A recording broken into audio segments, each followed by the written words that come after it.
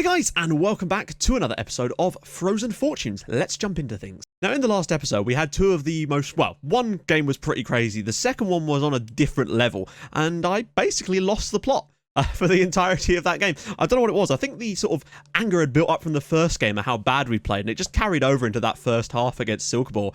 It was disgusting play, but we did get an incredible comeback. And someone said, you know, it's like the Arsenal-Newcastle game, and Jose Angel Gonzalez is our Czech Tiote. So incredibly, we went straight into our next game against Silkeborg. And bear in mind, we had to rest and rotate a load of players for this game. It wasn't like we played our starting lineup. I did, however, give Jose Angel Gonzalez a start, and he paid me back for that one. We went behind early on through Godsway Donya, but then Gonzalez's goal, and Fabian Moscuza with, I believe, his first ever goal for the club with a brilliant volley. Rogers Jr.'s ball comes all the way across to the other wing, and he bangs it in the top corner. They played a different formation against us than the one they did like 3 days before that, and I don't know why, because they looked much better with that. But we got the win. They obviously had rotated a few players as well, but we got through to the next round of the Cup, which is in like April, which is very, very strange. But we've been drawn against Vela, who are a team around our level, and there's a real chance of us potentially getting to a Danish Cup semi-final if we can beat Vela, which we already have done this year. And there's still two third-tier teams in the Cup. So hey, you never know, a Cup run could be on the cards. Also worth noting that with all that extra money, I was able to sign some players up to extended contracts. Those players being Carl Rogers Jr., who is now one of the highest paid players at the club. But I do feel like he's got some potential for us, and I do want to keep him. Peric also signed a new deal because he wasn't on one before. Santos did as well, as did Jonas Svenningsson, yet another deal. And to be fair, he paid us back and then some in this game. Against Aalborg, at home, they are second in the league coming into this game. Now, someone in the comments in the previous video, or the one before actually, I think, basically said to me, you know what? Against these bigger teams, since you know that they're going to be good against you, why not just go all-out attack against them from the very beginning? And that's what I've done in a few games this month, this being one of them. And I mean, look at they didn't have a single really good chance in this game. They were basically just taking pot shots from range. The only goal they did get was a Carl Rogers Jr. own goal. Jonas Svenningsson's brace. We could have had more. We had a load of good chances in this game. This could have been 4 or 5-1 on another day, which is incredible. So it really does show that if you really do go all out, sometimes you might get a little bit lucky. And this is a win I did not expect to get. On another quick side note, Jonas Svenningsson has now been called up for the Denmark under-21s. He is still, and only just, 16. Like, that is crazy that he's already playing for the Denmark under-21s at the age of 16. We've got a real prospect on our hands with this kid, and that's why I want to tie him down. Next up was away at Nordsjælland, and this was a bit of a humdinger of a game. Once again, we went all out. David Taubleib was the kind of key for Nordsjælland. We did lose to them. No, we beat them earlier in the season 5-4, and we're beaten 3-2 in the away version of the game. He was excellent. Svenningsson grabbed another goal. Saman Zahidi also got a goal. We played all right. Like, look at the amount of chances we created in this game. We were certainly no pushover. Great, 11 shots on target, 4 clear cuts, 6 half chances. They created a better quality overall of chances. But I feel like if we'd have got a point in this game, it certainly would have been a deserved point. We also had a goal disallowed in this one very early on, so we were playing pretty damn well in this one. Also, does anyone remember Thomas Lauerson? I showed you him in the very first episode of this save. He was our sort of wunderkind that left us before he even played a single game for us. Well, he was playing left back, despite being a centre back, for Nordsjælland in this game, getting rinsed, I should point out, by Moscuza on that side. But yeah, he's on loan from Inter Milan to Nordsjælland at the moment, so his career's certainly gone up in the world. Maybe Moscuza also decided that he doesn't want to leave the club now and has now signed a new deal, which is pretty damn useful as well. And then AGF, who are absolutely dreadful. I don't know what's going on with them. Like, they were quite okay in places in this game, but again, it was kind of a late flurry of chances for them. Nothing really concrete, mostly just shoots from range. Gardner gave us the lead. They did equalise, but then 2 Mariano Bravo goals put this game to bed. They're bottom of the table at the moment, and I think they're a couple of points off as well. They are very much down in the doldrums and could well get relegated from the top flight, which surprises me, because as far as I'm aware, they're a pretty solid side. But that's the double we've done over them this year, and I don't think we didn't deserve it, frankly. This is probably one of the most ridiculous games I've seen for quite some time. I decided to go all out against Midtjylland, as you would imagine, and we had Augustin sent off after literally... Oh, sorry, Augustin. Apparently it's Augustin. Or Augustine. I don't know. Sent off after 6 minutes for a straight red card.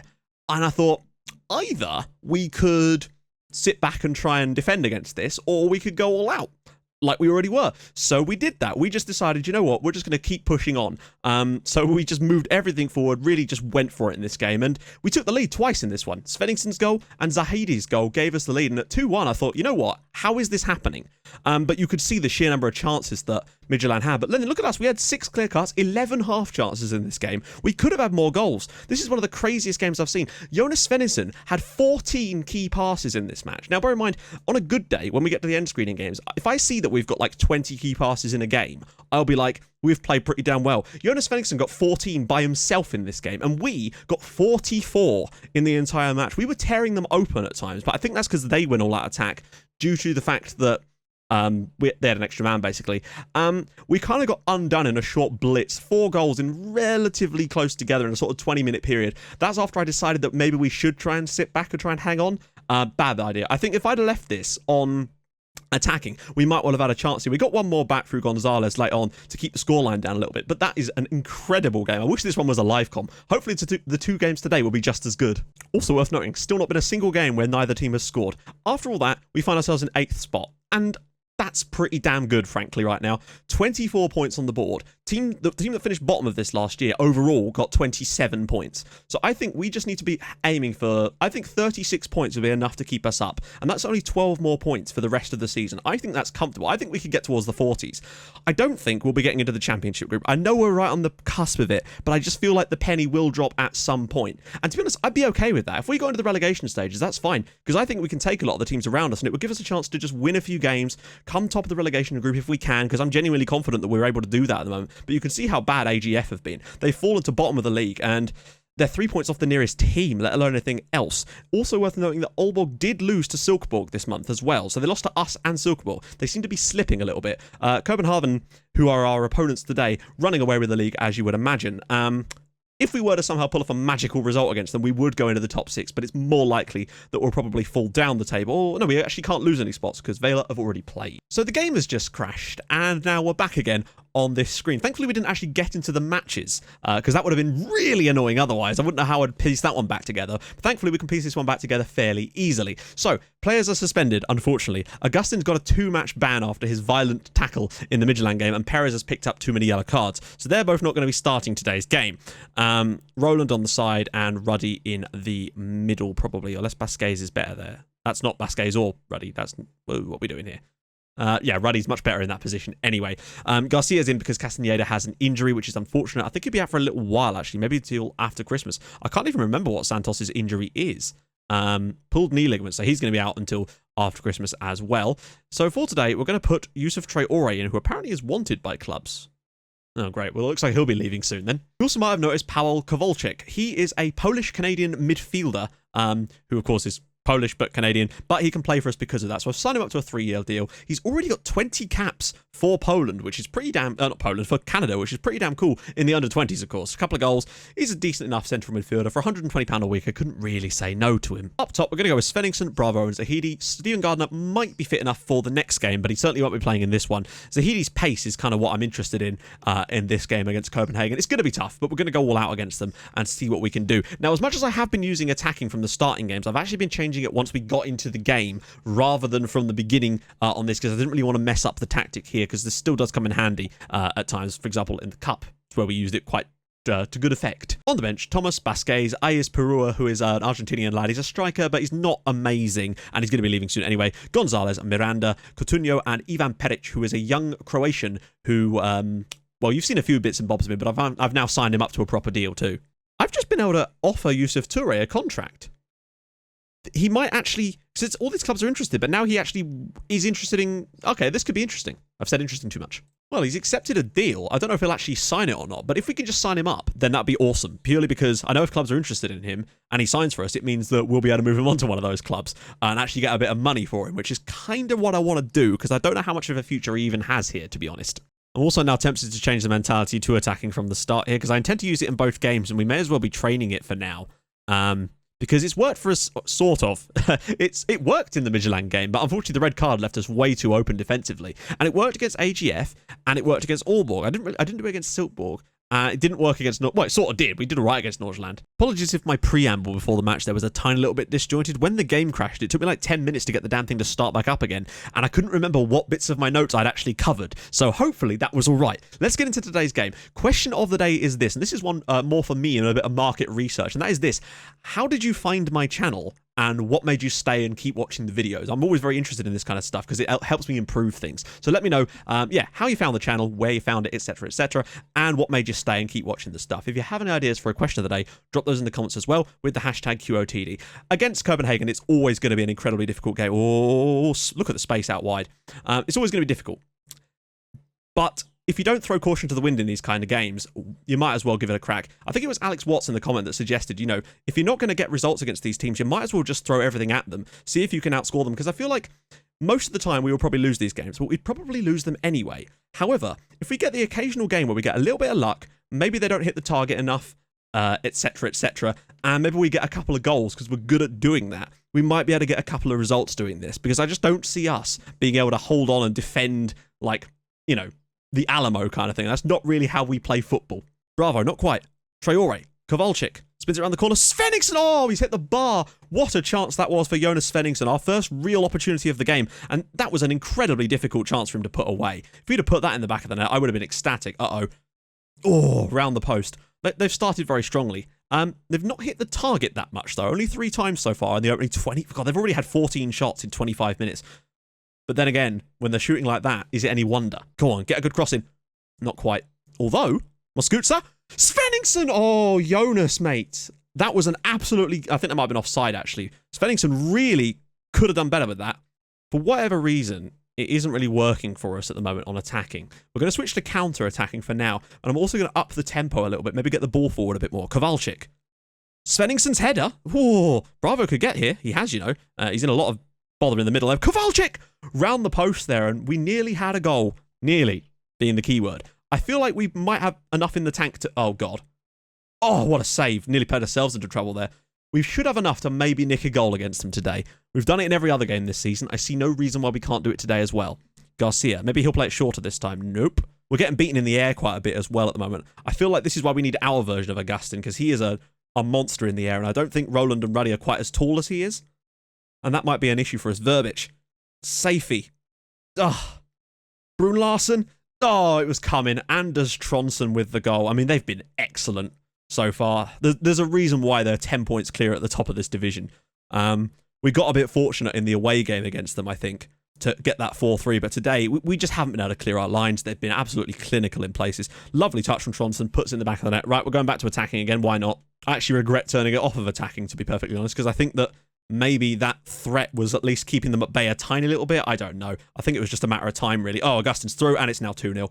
Instantly. I mean, the guy's got a PSG shirt on in his picture, so I'm guessing he's a fairly solid player. Have to remind ourselves, though, we are a semi-professional side, and these guys are a regular Champions League team. So, and it seems like many teams in this league struck. There we go, we scored 3 goals against them away from home. Maybe we should back off them a little bit in the second half. Genuinely. Just try and close down a bit less, try and keep our shape a little bit more. We're going to get Peric on for Zahidi at halftime because he's not had a good game, unfortunately. This is one of these times where Stephen Gardner would be really, really useful for us, but he's unavailable. I would say it can't get any worse, but I feel like it might well do a lot. Just find a goal. If we can find a goal in this game, I would be happy. Just the idea that we can keep scoring and keep the run of scoring in every single match so far going would be all I need in terms of... feeling a bit better about things at the moment. Rogers Jr. Svenningsson just loses the ball immediately. Augustin. Great tackle from Rogers Jr. That's a bit more like it. Safey, if you could run to the ball any slower, that would be brilliant. Just immediately loses it. Kowalczyk. Peric is in, Ivan Peric. He's through. Oh, he's hit the crossbar. Ivan Peric, the youngster with a chance to make history. I don't know what that means, but that would have been an incredible moment for the kid. And now we'll probably go and immediately concede a 3rd goal straight off the back of that, unfortunately. Brun Larsen cleared away. Oh. We look like we're ready to pounce. We just can't win the ball off them. But I do feel like maybe us just standing off a tiny bit more might enable us to win the ball a bit more. Moskutsa, Peric, he's got men across. Svenningsson, Bravo's through again. Save, Peric, open net, and it's 2-1. B67 are back in the game. Ivan Peric with the goal. And I tell you what, closing down less in this second half has made one hell of a difference so far. We're winning the ball off them much, much easier, I think, because they're just giving it to us. This is a lovely ball around the corner from Svenningsson. Bravo's strike is well saved, but the youngster, I think that might be his first ever league goal for the club. Good substitution. After 4 minutes, he's made him pay. Okay, then. Let's get back going again. I don't think there's much more in this game for... Oh, God, let's look at the pace of this guard. He's got the ball across. Augustin, and it's round the post. That should have been 3-1 and game, set, and match there. Thing is, we've kept our run of actually scoring. Oh, Svenningson's bloody scored! 2-2! This is incredible. Jonas Svenningsson with the goal from a corner, no less. Holy crap, what a cracker. Kowalczyk's ball in. Lovely header from Svenningsson. Goalkeeper, no man's lad, and it's 2-2 here. This is amazing. Other changes. What do we make? Touré's been just awful in this game. Maybe get Coutinho in. Maybe just switch him to be... Maybe Metzala. We used to use that quite regularly last season. On the bench, we've not really got a lot of options, to be fair. Maybe get... Roland's not been amazing. Get Basquez on for a little bit. Last substitution. I know it's earlier, but... I don't know. We've come back in the first 15 minutes of the second half. 2 brilliant goals. I'm ecstatic with that. Really, I am. Don't go and concede from a corner straight away, though. Here we go. Breakaway. Bravo. He's got options. Oh, it's a bit poor, though. Perich can't quite keep it in, though. I'm going to switch Coutinho to be a ball-winning midfielder since he can play there. Just to try and give us a bit more bite in that area. Try and win the ball back a little bit more and give it off to Kowalczyk, who's been absolutely star quality today, to be fair to him. Into the channel for Augustin. Oh, the space. Look at the space now. This is surely a goal. Riveros saved by Garcia. That had to be 3-2. This is going end to end now. Men inside. Svenningsson. Get it back to Rogers Jr. Back post. Perich! Oh my god, we had a chance to win it. Wouldn't that have been something? Winning it at the death against Copenhagen. Kowalczyk. Safety. Perich. Bravo. Oh my god! Oh, he's offside. He's offside. Please remove that noise I just made from the record. I want that shit stricken. Never again shall I make a noise as embarrassing as that. And now that I'm going to score at the other end. I think we might have got away with it. I thought that Safey had scored then. And I thought we were about to win in the death against Copenhagen after being 2 goals down at half-time. Perich. He's got the ball again, you know. Bravo. In for Svenningsson. Perich. Oh, the pass was just not quite there, and we've managed to scrape a 2-2 draw against Copenhagen. That is a very, very good performance. They had 35 shots in this game, and we've nicked a point. That is massive for us. Huge. Kowalczyk, brilliant stuff. Probably should be man of the match, but he's not. Unbelievable stuff. Brilliant. Right then, guys, we're back on the day of the game against Bromby, and what an incredible result we got in the last match against Copenhagen. Traore still hasn't decided whether he wants to sign a contract with us or not just yet. He is wanted by a load of people, including some English sides, so there's clearly something to the guy. I'd like to just get him and sell him on if we can. Strike Force today. Gardner is back again, and Zahidi did not exactly impress me in the first half of that match, so Svenningson's going to go onto the right-hand side, and Stevie G is going to play on the left-hand side where he always does. He's not fully match fit yet, so we might have to move things around as we get into the game. But for everything else, is Torre really the man I want to be starting today, though? Santos is injured. Traore, is anyone really better for that role? There isn't, to be perfectly honest. Yeah, no, I think we're going to go with this system, although I do believe we have Alejandro Perez back. We do, so Perez can come back in. We just need Augustin, who won't be back until the next game after Christmas, so hopefully that will help us out a little bit there. On the bench, Castaneda, Roland, Aizipurua, Zahidi, Basquez, Coutinho, and of course, Angel Gonzalez. Now, we're going to start this one in the same way that we did in the last game on attacking, but I might be tempted not to do it now, but to actually start on closing down less again. And then sort of bring it into the game if that's what we need. Start off a little bit more sensible.